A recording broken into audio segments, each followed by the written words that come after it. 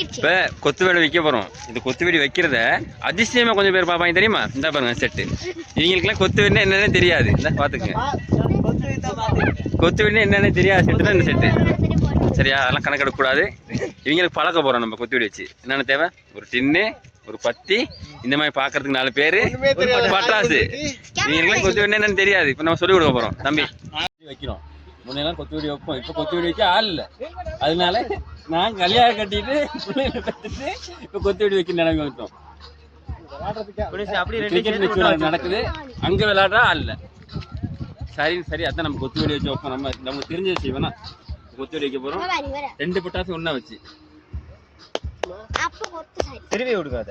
திருவிக்கு முக்கியமாக என்னென்ன தேவை? ஒரு டின்னு, பட்டாசு, நெருப்பு, ஒரு கேமராமேன், சுற்றி பார்க்க ஆள். சுற்றி பார்க்க ஒரு 4 பேர் கட்டாயம் இருக்கணும். என்னன்னு சொன்னது யாருக்கு தெரியாம போயிடும். பாத்துங்க, இப்பெல்லாம் எல்லாம் ஓடிடுங்க. கொத்த யார பிடிக்கிறா? நான் தான் வச்சிருக்கேன். இல்ல மேல போயிட்டு அதை பிடிக்கணும்னா